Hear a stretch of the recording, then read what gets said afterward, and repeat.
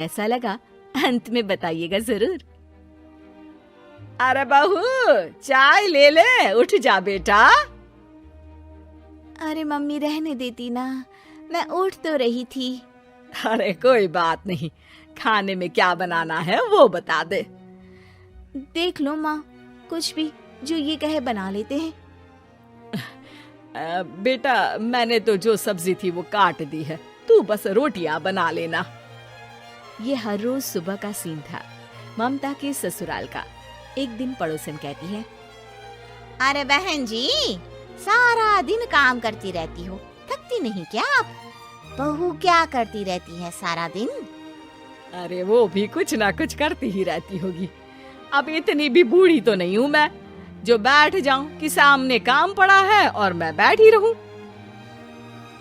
अरे लेकिन बहू की तो आदत खराब हो जाएगी जब सारा काम आप ही कर दोगी। अरे ठीक है ना, कम उम्र में हमारी भी शादी हुई थी। अब आजकल के पढ़ने लिखने वाले बच्चों को सारी जिम्मेदारी लेने में भी तो वक्त लगता है। बहू है तो क्या हुआ, मेरी बेटी की उम्र की ही है ना। एक उसे भी देख लो, चाय बनाने के सिवा आता ही क्या है। ममता से सारी बात करती है। हाँ मम्मी जी ही ज्यादा काम करती हैं, इसमें कोई दो राय नहीं है। लेकिन मैं भी क्या करूं, ऑफिस और घर के बीच जो वक्त मिलता है उसी में काम कर लेते हैं, है ना। दिन बीत रहे थे। सास बहू के बीच की बॉन्डिंग अच्छी थी, लेकिन जब बहू माँ बनती है तो जो थोड़ा बहुत काम किया करती थी वो भी छोड़ देती है। बहू ये ले, तेरे लिए बनाया है, इसको खाने से बच्चा और तू दोनों स्वस्थ रहेंगे। ठीक है माँ जी। माँ जी, वो बच्चे के लिए गद्दे जो सूख रहे हैं ना छत पर, जरा ले आइए ना। तभी वहाँ पति आ जाता है। अरे माँ रुको, मैं ले आता हूँ, तुम मेरा खाना लगा दो। माँ किचन में चली जाती है। पता है, बगल वाली डॉली है ना, वो लोग हमारी साइड के हैं। उसकी सास ने तो उसकी हड्डियों को मजबूत करने वाले लड्डू बनाए हैं। उसे भी बच्चा हुआ है ना। पता नहीं मम्मी जी क्या पानी सा उबाल कर दे देती है, मैं तो बस वही खा लेती हूँ। अरे तो तुम्हारे साइड बनता है तो तुम अपनी माँ से बोल दो, वो बना देंगी। आहा, माँ की तबीयत ठीक नहीं रहती, तुम जानती हो ना, कैसे बनाएंगी वो। अरे क्या हो गया सासू माँ को, कल तक तो फेसबुक में किटी की फोटो डाल रही थी। अच्छा अच्छा चुप रहिए। डॉली की सास ने मनाया है, तुम लोगों का भी तो फर्ज बनता है। तभी वहाँ सास आ जाती है। ये ले बहू गर्म पानी की बोतल, गर्म पानी पीने से पेट अंदर हो जाएगा। नहीं नहीं माँ जी, गर्म पानी पीने से प्यास नहीं बुझती। अरे पी लेना बेटा, वो बगल वाली डॉली को तो जानती है ना, जो तुम लोगों के साइड की है।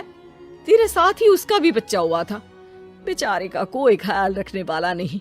सारा काम करती है और रात में बस एक लड्डू खाकर सो जाती है।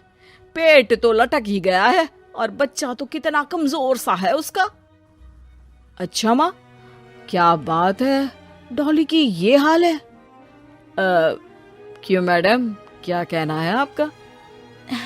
अब पता है मुझे, किसी के पास मेरी सास की तरह सास थोड़ी ना है।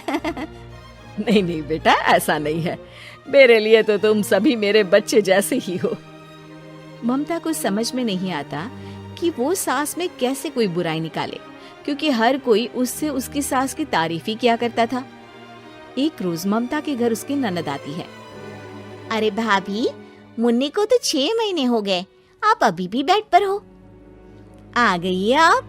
कैसी हैं बुआ, बच्चा होने के 6 महीने बाद आई हैं आप? भाभी अमेरिका दूर है ना, तो वक्त लग जाता है। अब इनकी छुट्टी अभी थी तो सभी आ गए। वैसे माँ कहाँ है? थकी हारी सास बेटी को देखकर खुश हो जाती है। माँ, इस बार तेरा वीजा तैयार है, मेरे साथ चलने को तैयार रहना। हाँ बेटा, मैं तैयार हूँ। अरे ऐसे कैसे माँ, मैं कैसे मैनेज करूँगी? कैसे मतलब? जैसे मैंने किया अमेरिका में, आप इंडिया में कर लेना।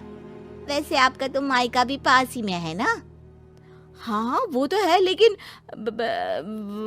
वहाँ माँ के पास वक्त नहीं होता, ईश्वर भक्ति में उनका सारा समय चला जाता है। भाभी, बेटी परेशान हो तो माँ का ध्यान आरती में कैसे लग सकता है? समझ में ही नहीं आता। वैसे भी अब माँ को मैं अपने साथ ले जा रही हूँ। माँ को विदेश घूमने का शौक है ना। ममता मन मारकर चुप हो जाती है, लेकिन मन ही मन सोचती है कि वो कैसे सारा काम मैनेज करेगी। पति का खाना, नाश्ता, मुन्ने को नहलाना धुलाना, फिर रात भर इसके लिए दूध तैयार करना। माँ तो सारा काम करती थी। हे भगवान, ना भाई ना। क्या हुआ भाभी? क्या सोचकर ना भी ना कर रही हो?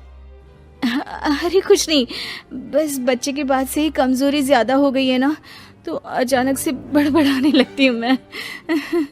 अगले दिन ममता अपनी माँ को फोन करती है। राधे राधे।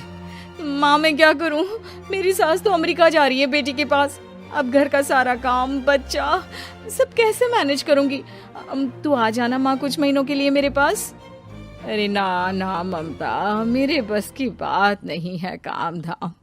अरे तू तो जानती है ना, मैंने तो तेरे भाई की शादी भी गरीब गांव की लड़की से इसीलिए ही की थी कि वो चुपचाप घर का सारा काम करे।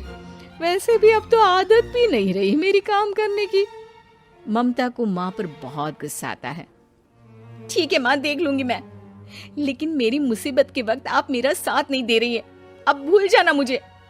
ममता गुस्से में आकर फोन रख देती है और रोने लगती है, लेकिन बेचारी करे भी तो क्या।